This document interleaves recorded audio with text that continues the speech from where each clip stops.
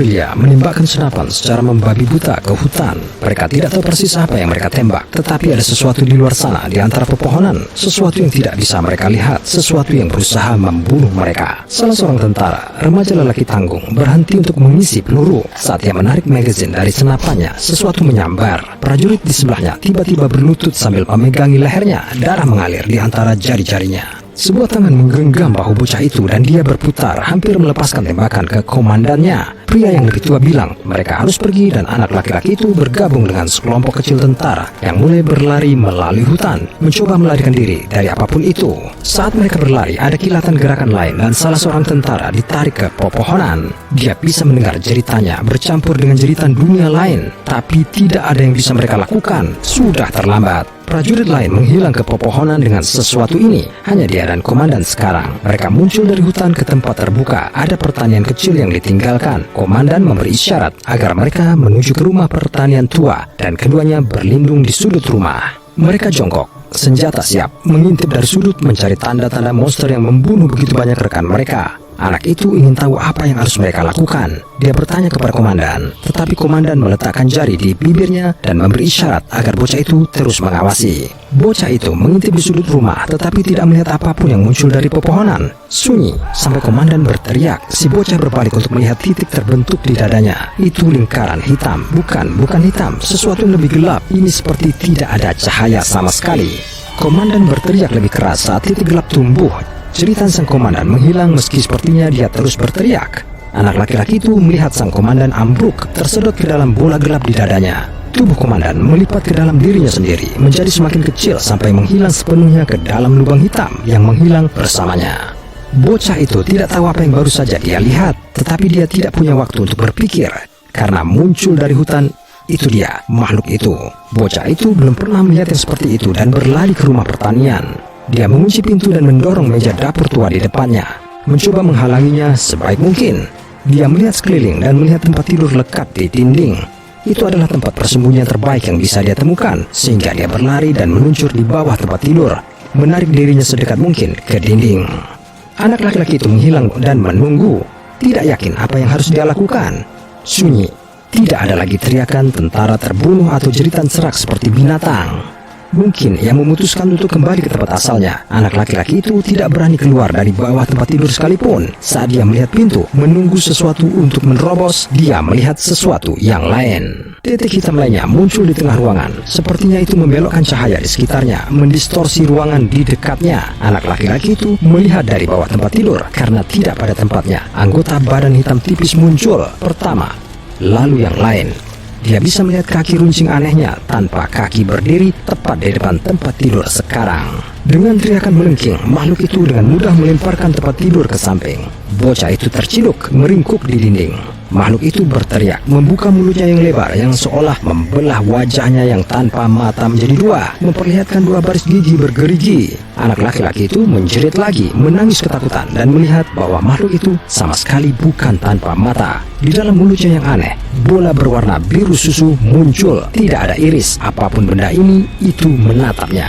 Anak laki-laki itu merasa dadanya semakin sesak. Dia melihat ke bawah, mendapati salah satu titik hitam terbentuk di dadanya. Dia bisa merasakan dirinya diremas dan dihancurkan, ditarik ke bawah titik tunggal ini. Semua suara, termasuk jeritanya, menghilang saat dia ditarik ke dalam kehampaan tanpa suara ini. Tapi kemudian dia mendengar sesuatu lagi. Dia mendongak melihat makhluk itu penuh dengan peluru. Dia berpaling, melarikan diri dan menerobos dinding rumah pertanian. Bola gelap pada bocah itu menghilang dan dia melihat berdiri di ambang pintu teman dan penyelamatnya. Dia mencengkeram tenggorokannya yang berdarah dengan satu tangan, senapan di tangannya yang satu lagi. Bocah itu bergegas ke arahnya saat dia ambruk ke lantai. Darah mengalir dari leher dan dia tidak bisa lagi berbicara. Tetapi dia mati mengetahui dia menyelamatkan teman mudanya. Bocah itu sangat lelah dan dia duduk di sebelah pahlawannya yang sudah mati. Dia sendirian sekarang. Seluruh kelompok pejuang kemerdekaannya sekarang dimusnahkan oleh iblis ini. Anak itu merasa mual dan pusing. Dia batuk dan melihat ke tangannya yang berlumuran darah. Sekelompok anak laki-laki berlari menyusuri jalan hutan, tertawa dan bermain ketika mereka tiba-tiba berhenti dan suasana hening. Ada sesuatu di depan mereka. Itu seorang pria tergeletak di pinggir jalan. Anak-anak itu tampak ketakutan, tidak yakin apakah mereka harus memeriksanya. Tetapi kemudian yang terkecil dari mereka semua muncul dari kelompok dan dengan berani berjalan ke arah pria itu. itu. Tidak ingin terlihat seperti pengecut, anak laki-laki lainnya segera mengikuti. Pria di pinggir jalan merintih dan terlihat kesakitan. Ketika mereka kian dekat, mereka dapat melihat dia pasti mengalami kecelakaan yang mengerikan. Kulitnya abu-abu dan sepertinya lengannya yang panjang dan kurus hanya ada 3 jari. Apa yang harus mereka lakukan? Anak laki-laki kecil itu mengambil sebatang tongkat dan mengulurkannya untuk menekan pria itu. Tidak ingin menyentuhnya dengan tangannya sendiri. Tetapi sebelum itu, pria itu berguling, menjerit mengerikan, mengungkapkan mata biru berkaca-kaca di dalamnya. Saat anak laki-laki berbalik dan berlari, mereka menutup telinga. Beberapa minggu kemudian, kota kecil Guatemala mengadakan pertemuan. Kerumunan orang di ruangan itu dengan marah meneriaki wali kota yang berdiri di podium menuntut jawaban darinya tentang apa yang terjadi pada orang yang mereka cintai yang meninggal atau hilang. Serangkaian foto digantung di dinding di belakang wali kota untuk mengenang mereka yang telah menghilang ke dalam hutan atau meninggal secara misterius karena penyakit yang cepat, termasuk anak muda pemberani. Seorang pria berteriak pada wali kota ingin tahu di mana putrinya berada. Yang lain bertanya bagaimana suaminya yang sehat bisa mati karena penyakit setelah merasa sehat hanya beberapa hari sebelumnya. Wali kota mencoba menenangkan warga kota yang frustrasi, memberitahu mereka bahwa dia tahu ada desas-desus tentang setan di hutan. Tapi hanya itu, desas-desus. Wali kota memperingatkan mereka bahwa ada sesuatu di luar sana, meskipun dia tidak tahu apa. Ada binatang atau manusia yang membuat orang sakit, mungkin juga berburu manusia. Baik dia maupun polisi tidak tahu persis apa yang sedang terjadi. Tapi ada kabar baik, sekelompok pria datang untuk membantu mereka. Wali kota menunjuk ke arah seorang pria berpenampilan tegas dalam seragam militer yang berdiri dengan sekelompok kecil tentara lain dan seorang ilmuwan di sisi panggung. Wali kota menjelaskan bahwa pria ini, General McCoy, berasal dari Amerika dan dia akan membantu mereka. Kerumunan tidak bersorak seperti yang diharapkan wali kota, tetapi mereka setidaknya menghentikan teriakan mereka ketika Jenderal naik ke podium dan berterima kasih kepada wali kota atas perkenalannya. Jenderal melihat ke kerumunan yang menunggu dan haus akan jawaban tentang monster yang tiba-tiba mulai mengganggu kota mereka. Dia mengatakan kepada mereka bahwa memang benar dia telah dikirim ke sini oleh pemerintah Amerika Serikat untuk menyelidiki apa yang telah terjadi dan menghentikan ancaman apapun yang ada di hutan dengan cara apapun yang diperlukan. Dia tidak bisa berjanji bahwa dia akan bisa membawa kembali orang yang mereka cintai yang hilang, tapi setidaknya dia bisa mencegah makhluk itu dari perbuatannya. Dia kemudian memberi isyarat kepada anggota kelompoknya yang lain dan memberitahu orang banyak bahwa orang-orang yang dia bawa telah dilatih secara khusus untuk menghadapi situasi seperti ini dan bahwa mereka tidak perlu khawatir lagi. Satu-satunya yang perlu dilakukan setiap orang adalah menjauh dari mereka dan semua akan diurus. Dengan itu, dia berjalan turun dari panggung saat penonton semakin berteriak. General McCoy berhenti di depan para ilmuwan yang menunggu di samping panggung. Baiklah Dr. Keter, bagaimana menurutmu? Ilmuwan itu menyesuaikan kacamatanya dan menjawab, inilah yang telah kami persiapkan. Para pengawas terus memberitahu kami bahwa hari ini akan datang. Seperti akhirnya ada. Sekelompok tentara yang dipimpin oleh General McCoy berjalan melalui hutan lebat. Dr. Keter tepat di depan mereka menggunakan penghitung Geiger untuk mengikuti makhluk itu. Bunyi klik entitas radioaktif yang memberitahu dia dari mana asalnya. Mereka melacak sumber radiasi ke tempat terbuka di hutan di mana sebuah desa kecil pernah berdiri. Sebagian besar bangunan ditumbuhi tanaman dan tumbuhan merambat yang lebat. Tetapi karena semakin gelap, ini tampaknya tempat yang aman karena mereka akan menemukan tempat untuk berkemah pada malam hari. Para prajurit menyebar mencari apa yang tersisa dari kota saat Dr. Keter terus mencari-cari di mana jejak radioaktif membawa mereka selanjutnya. Saat General McCoy memeriksa salah satu dari banyak bangunan tua yang gelap, salah satu prajurit lainnya berteriak, "Hai Jenderal, kelihatannya pembangkit ini masih berfungsi." Saat suara mesin diesel tua hidup, lampu di desa tiba-tiba menyala. Mereka sekarang memiliki benteng dan cahaya. Meskipun dia tidak pernah mengakuinya, General McCoy merasa gugup menghabiskan malam di hutan. Tetapi sekarang setidaknya sebagian dari kegelisahan itu tersapu oleh lampu kuning tua yang berkedip-kedip. Malamnya, Jenderal menanyai Dr. Keter kemana makhluk itu pergi. Dr. Keter bingung. Bacaannya menunjukkan jejak radiasi tinggi yang mengarah ke desa ini. Makhluk itu datang ke sini. Dia yakin akan hal itu. Tetapi sekarang, dia tidak tahu kemana perginya. Seolah-olah datang ke desa dan kemudian menghilang begitu saja. Di luar, salah satu tentara yang berjaga memberitahu anggota kelompok lainnya yang duduk di sekitar api untuk tutup mulut bahwa dia pikir dia melihat sesuatu di hutan. Semua orang segera beraksi, mengambil posisi bertahan dan mengarahkan senapan mereka ke garis pohon yang gelap. Itu dia lagi, katanya saat kilatan kegelapan bergerak tepat di luar tempat terbuka itu. Tidak, itu di sini, kata tentara lain di sisi yang berlawanan. Bagaimana makhluk itu bisa bergerak begitu cepat di sekitar mereka? Apapun itu di sana, apakah jumlahnya berlipat ganda? Para prajurit membentuk lingkaran untuk memastikan bahwa benda itu tidak bisa berada di belakang mereka. Apa yang Tidak bisa mereka lihat titik kegelapan yang terbentuk di belakang semua punggung mereka dan kaki kurus dan runcing keluar dari sana. Radio sang jenderal hidup. Saya rasa kita mendapati sesuatu di sini.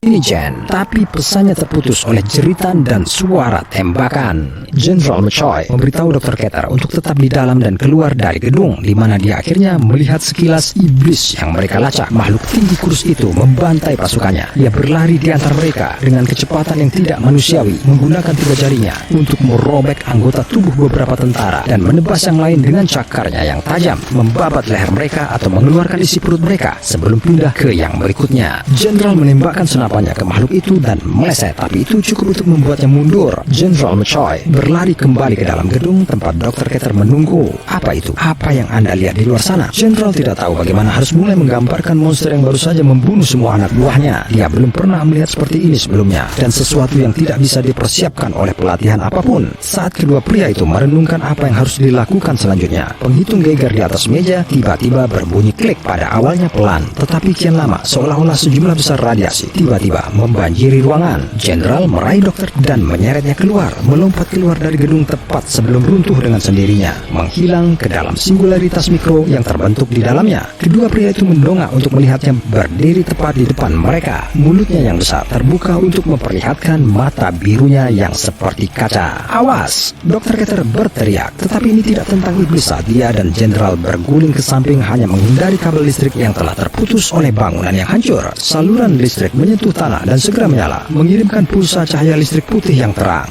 Makhluk itu berteriak dengan jeritan yang memilukan dan ambruk ke tanah, meringkuk menjadi bola saat mencoba menutupi mulutnya dengan lengannya yang kurus. Apakah itu listrik? Jenderal bertanya, bingung kok tiba-tiba itu menghentikan amukan si pembunuh. Tetapi Dr. Keter menyadari itu bukan kabel listrik yang membuat makhluk itu tidak dapat bergerak. Itu adalah lampu yang berkedip. Jenderal tidak menunggu jawabannya. Dia menembakkan jaring berbobot dari senjatanya, menjebak makhluk yang melolong itu. Dr. Keter memeriksa makhluk itu di pusat penelitian lapangan yang telah didirikan beberapa mil dari desa. Lampu sorot telah dipasang di bagian dalam kandang makhluk itu. Tetapi bahkan ketika dokter mematikan lampu, makhluk berkulit coklat keabu-abuan itu tetap meringkuk di lantai. Dokter bertanya-tanya, apakah mungkin makhluk itu lapar? Tetapi ia tidak menunjukkan minat pada salah satu dari berbagai daging, buah-buahan, dan sayuran yang mereka sajikan kepadanya. Dokter berdiri di ambang pintu tenda yang menjadi tempat kandang makhluk itu dan memberikan kabar terbaru kepada Jenderal McCoy yang sangat ingin makhluk itu dipindahkan ke Amerika Serikat dan lingkungan penahanan yang lebih aman. Dr. Keter menekankan bahwa dia khawatir perjalanan itu akan membunuh makhluk ini dan mengakhiri penelitian dan pengujian luar biasa yang dapat mereka lakukan pada spesimen hidup yang menakjubkan ini. Jenderal berbalik untuk pergi, tetapi berhenti memberi hormat pada tubuh salah satu prajuritnya yang dibawa dengan tandu. Dr. Keter sendiri berbalik untuk kembali ke penelitiannya. Ketika dia melihat sesuatu, mulut makhluk itu sedikit terbuka. Dr. Keter punya ide lain. Malam itu, Dr. Keter memasuki kamar mayat sementara dan mengambil lengan yang terputus dari salah satu tentara yang tewas. Kembali ke tenda penelitian, dia menyerahkan lengan itu kepada makhluk itu, menggesernya melalui jeruji kandang. Makhluk itu tidak bereaksi, tetapi Dr. Keter terus mengawasi dan menunggu. Setelah beberapa saat, makhluk itu akhirnya bergerak. Ini pertama kalinya dia melihatnya bergerak sejak ditangkap. Makhluk itu mengulurkan tangannya yang panjang dengan 3 jari dan meraih lengannya sebelum mulai memakannya. Kamu suka itu kan? Dr. Keter bertanya. Dan anehnya, makhluk itu tampaknya merespon bersuara hampir seperti bayi. Ada banyak lagi. Jika kamu berperilaku baik, yang ingin aku lakukan hanyalah mempelajarimu, mempelajari cara kamu bekerja. Makhluk itu terus makan, mulai merumukkan tulang sekarang setelah semua dagingnya hilang. Ya, aku yakin kamu akan baik-baik saja, kata dokter sambil mendekati kandang. Kamu akan membuatku terkenal di dunia. Segera semua orang akan tahu nama Herman Cat. Tangan makhluk itu menyembul dari antara jeruji begitu cepat sehingga dia bahkan tidak pernah melihatnya. Dr. Keter mulai berteriak saat makhluk itu menangkap dan mencakarnya. Seorang prajurit yang berjaga di luar berlari masuk, tetapi titik cahaya hitam segera muncul di tubuhnya sehingga dia terlibat sendiri ke dalam singularitas. Makhluk itu menjatuhkan Dr. Keter yang berlumuran darah ke lantai yang meraih tombol aktivasi lampu sorot darurat saat singularitas lain terbuka di dalam kandang. Makhluk itu tampaknya dengan sengaja masuk ke dalamnya sebelum muncul dari yang lain di luar jeruji.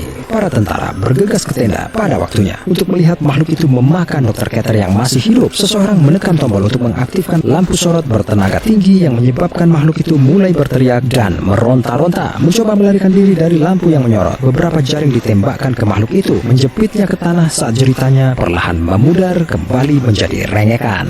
Atas perintah pengawas, makhluk itu dipindahkan ke ADRX-19, pangkalan aman yang terletak di suatu tempat di Amerika Utara. Direktur situs memberikan presentasi kepada seluruh kelompok dan menjelaskan bahwa berkat karya mendiang Dr. Keter, mereka sekarang tahu bahwa makhluk itu menunjukkan tanda-tanda ketakutan dan sakit ketika dihadapkan lampu yang menyala, dan tidak dapat menghasilkan mikrosingularitas yang digunakannya untuk pertahanan dan teleportasi saat dia sakit. Namun, ketika sehat, makhluk itu sangat berbahaya berkat kecepatan, kekuatan, dan kelicikannya yang luar biasa. Juga ditemukan bahwa ia tidak dapat berteleportasi melalui timah yang telah dilapisi dengan sel penahanan baru, dan prosedur keamanan ekstrim telah diterapkan, termasuk pemasangan pintu ledakan baja yang diperkuat dan patroli konstan di luar sel dengan penjaga bersenjata yang dilengkapi dengan lampu strobo bertenaga tinggi. Direktur situs meninggalkan ruangan dan pengawas membahas nasib makhluk yang telah diberi nomor penunjukan 86243AR-001, meskipun sebagian besar telah menyebutnya hanya 001. Salah satu pengawas berpendapat bahwa makhluk itu harus diamankan dan ditampung untuk melindungi umat manusia. Siapa yang tahu berapa banyak lagi yang mungkin ada di luar sana. Mereka sekarang tahu bahwa desas-desus tentang jenis entitas ini bukan hanya peristiwa yang terisolasi, dan mungkin ada lebih banyak lagi anomali ini, ratusan bahkan mungkin ribuan. Pengawas lainnya dengan suara bulat setuju. Salah satunya mengambil laporan yang ditinggalkan oleh direktur situs. Sunting laporan ini segera dan mulai arsip dokumen baru. Ini hanya prototipe. Saya merasa kemungkinan akan ada lebih banyak dari ini. Saya harap Anda menikmati eksplorasi khusus proposal SCP-001 ini. Beritahu saya di komentar jika Anda ingin melihat lebih banyak seperti ini, dan pastikan Anda subscribe dan mengaktifkan notifikasi sehingga Anda tidak melewatkan satu anomali pun saat kami menggali lebih jauh dan lebih jauh ke dalam arsip rahasia SCP Foundation.